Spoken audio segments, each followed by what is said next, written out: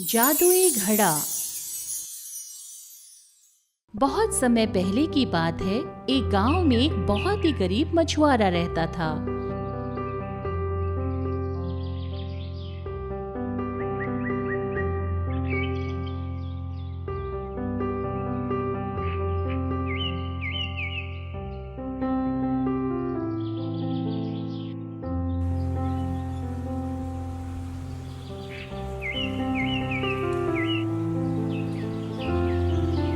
उसका गांव समुद्र के किनारे था।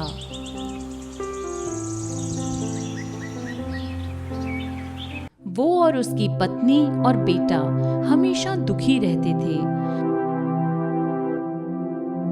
जैसे तैसे करके उनकी जिंदगी कट रही थी।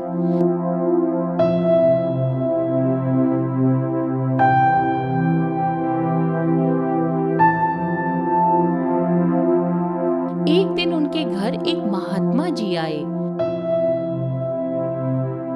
मछुआरा और उसकी पत्नी परेशान हो गए कि अब वो महात्मा को क्या खिलाएंगे।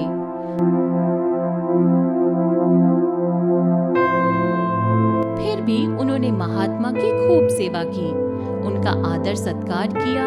उन्होंने महात्मा को अपने हिस्से का भी भोजन करा दिया और खुद भूखे रह गए।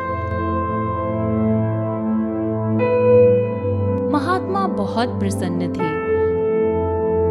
दूसरे दिन जब महात्मा जाने लगे तो मछुआरा और उसकी पत्नी दोनों बहुत दुखी थे। क्या बात है बच्चों, इतने दुखी क्यों दिखाई दे रहे हो?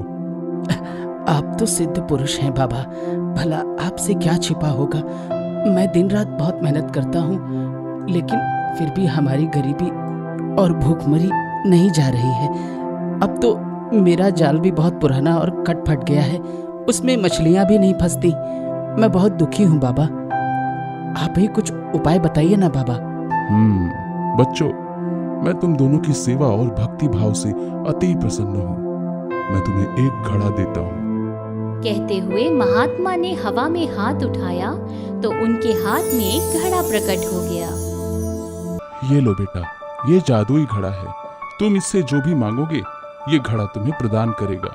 इससे कुछ भी मांगने के लिए एक मंत्र की आवश्यकता पड़ती है और वस्तु प्राप्त होने के बाद इसे बंद करने के लिए भी एक मंत्र की आवश्यकता पड़ती है।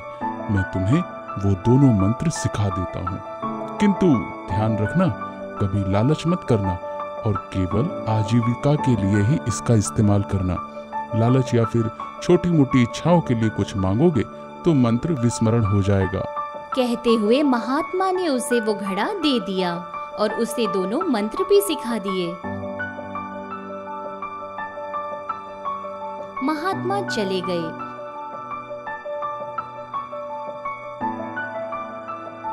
मछुआरा और उसकी पत्नी और बेटा बहुत खुश हुए। महात्मा की बात का ध्यान रखते हुए मछुआरा हर रोज जादुई घड़े से कुछ न कुछ मांगता था और उसे ले जाकर बाजार में बेच आता था।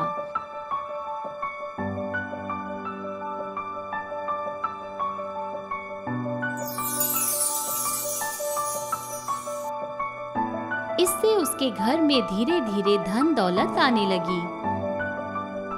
मछुआरा और उसका परिवार अब सुखी जीवन जीने लगे।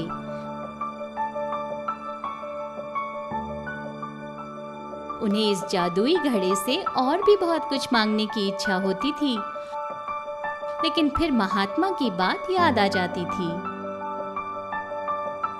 किंतु ध्यान रखना, कभी लालच मत करना और केवल आजीविका के लिए ही इसका इस्तेमाल करना। लालच या फिर छोटी मोटी इच्छाओं के लिए कुछ मांगोगे तो मंत्र विस्मरण हो जाएगा।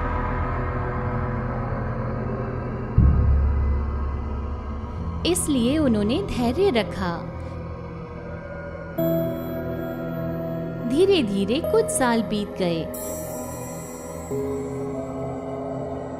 मछुआरे ने अपना पानी वाला आलीशान जहाज भी खरीद लिया था।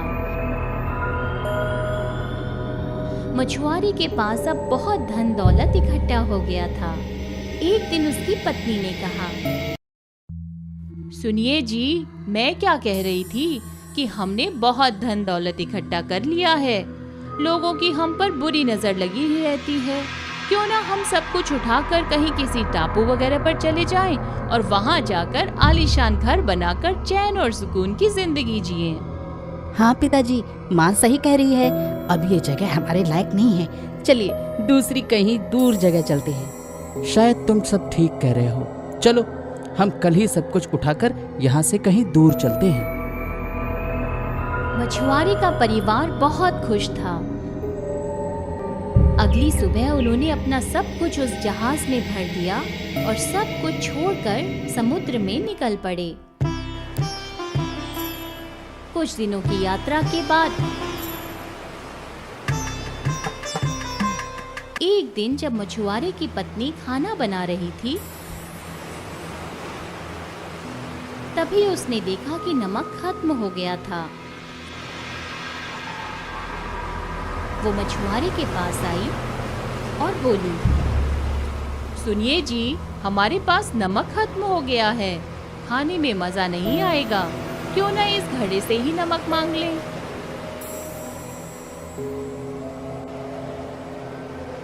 अरे नहीं नहीं, बाबा की बात याद नहीं है क्या?